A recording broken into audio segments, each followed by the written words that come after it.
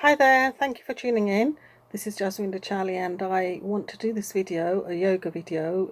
It's centered around yoga philosophy, but it's based on speaking, talking, when people just maybe talk just for the sake of it, or sometimes people speak their mind and it's not really appropriate. So I want to start off first of all with a quote by Rumi when he talks about the three gates, and he said that when we speak, our we should filter it through these three gates, and um, what he said is that we should question, like, the first gate: is it kind? Is it true? Is it necessary? Is it, how does it improve by speaking out at the time when we do? How does it then improve upon the silence? Okay, so because sometimes people don't always think before they speak. Sometimes they say silence is golden, so sometimes it's best not to say something. You have to take into consideration the situation, the environment, the person, the actual conversation of what's being said. It's very important that, all the relevant factors are taken into consideration.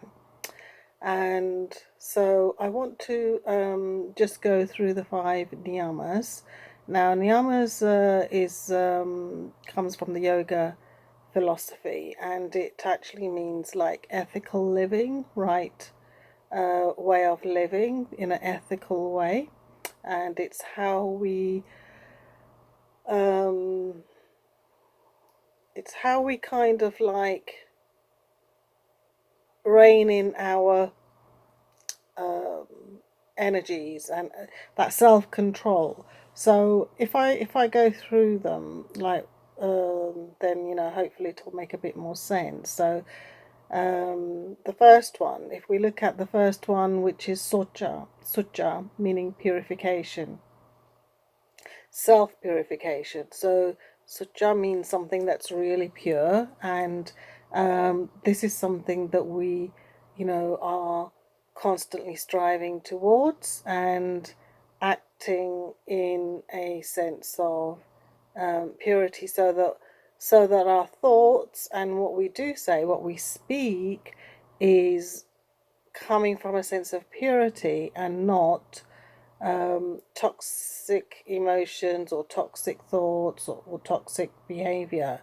And so that when we do speak or say something, or hopefully we're trying to achieve it to be a win-win situation. So we're not doing it in a way that we're putting somebody else down just for the betterment of what we have to say. Because if you're doing that, then it means that it's not sucha, it's not pure, because it's toxic. Okay, so that's the difference between the pure and the toxic. So it's kind of weighing that up. Um, and then the second one is santosha, which means contentment. So if we, are content with who we are and how we speak and our environment, then we would know when to filter the conversation and the words and what we're saying. Okay, so then that helps us to strive towards the purity. Okay, and also the next one actually, which is tapas, which means like our self-control, because it you know tapas also means heat. It creates heat, and it's kind of like, sometimes when somebody says something to us, it can create heat because of our reaction. Like we can become quite uh, um, angry or upset or frustrated. But the tapas that we're talking about in this context, it's more about then striving for self-discipline, how you would discipline yourself in that self-control. So that's where you would most probably make the decision, like, is this kind? Is it true? Is it necessary? Is this the right moment? And then how would you say what you're going to say? So it's about self-discipline, disciplining yourself to maybe calm down, to maybe take a step back, to maybe take some time out, or maybe just go into the sort of like attitude that silence is golden. Sometimes you just have to be silent and you know hold hold on to something, hold things, just hold that space. There are other techniques that we can use, lots of techniques in yoga that help you to deal with the energy, the emotions, and whatever is coming up, whatever you're feeling. Okay, so then the next one, Svadhyaya. What that means is self-study. So the self-study is like, what is going on for you? What is happening to you? What is your energy telling you? What are your thoughts telling you? So, like, for example, if somebody has said something and then it was maybe, attacking, you found it maybe attacking you in perhaps an indirect way, see that as your buttons being pressed and that being a trigger for you to self-study and ask yourself, why is that relevant for you? Why has that pressed your buttons? What is it teaching you? Because ultimately, that's what it's doing. It's teaching you something. And, maybe there is something that we've got to change, do differently. And when we go into that self-study, we actually kind of start to move into the next niyama, which is the niyama of self-surrender.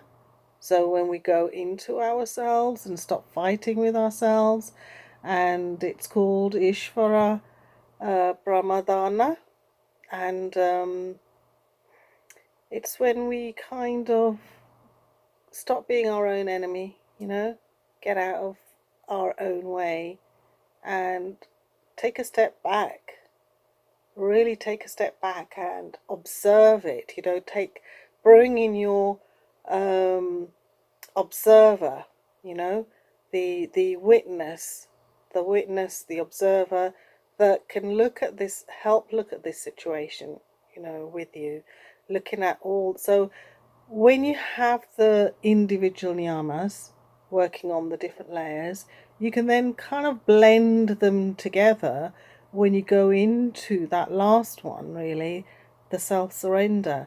Now, self-surrender does not mean giving in, to what somebody is saying. It means you go into the self-surrender where, because Ishvara also, is very kind of like linked to your own divinity, and it's about being wise in the situation, so that when you do speak, it's going back to, like I said right at the beginning, it's how it's going to be done. Is it kind? Is it true? Is it necessary? And how will it improve? And how will it be a win-win situation for both of you? So obviously you would kind of come to an understanding that it's done assertively, and taking into consideration, obviously, the other person, maybe where they're coming from, their feelings, um, the whole environment, the conversation. So it's, like finding the balance again. It's not about being always, sometimes it is about being silent and not saying anything, but sometimes it is about saying something, but it's how it's done. And is it just for you, or are you doing it with the intention that it's for both people? And that's where you get the win-win, because if it's for both people, it's going to come from the heart, and that has lots of feeling and love, that the niyama, the last one that I mentioned, the ishvara, the self, so um, it's kind of like we could actually be the sort of the wise one, the wise person, even though it may not feel like that's what you want to do or that's how you want to be. But if we go right back to the beginning, the first niyama, sucha, meaning pure, then that is our ultimate aim, what we want to strive towards. If we're really kind of on the path of yoga and wanting to follow the yogic lifestyle for self-improvement, then we have to kind of like work on ourselves. We have to really understand that the whole philosophy is, all about us going through our hurdles and working towards self-improvement. And sometimes the experiences to do that will come via other people who do press our buttons. And I'm on a journey just like yourselves. I'm not perfect in any way. I'm here learning as well, and communication for me has been a huge area.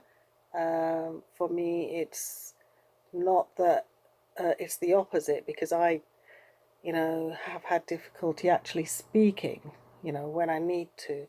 Um, so I'll sort of like do a separate video on that. But this video was focusing more on sometimes when people just talk, like and also like they are talking just verbal.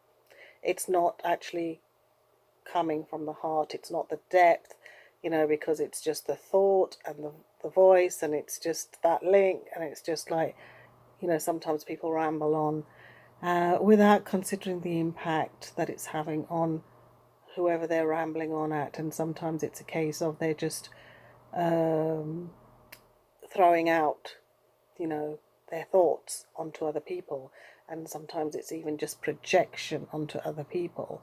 So that's not coming from sucha, meaning pure, and that's not coming from the other niyamas about self-discipline and contentment, and observing yourself in terms of you know what what actually, I did write that word down.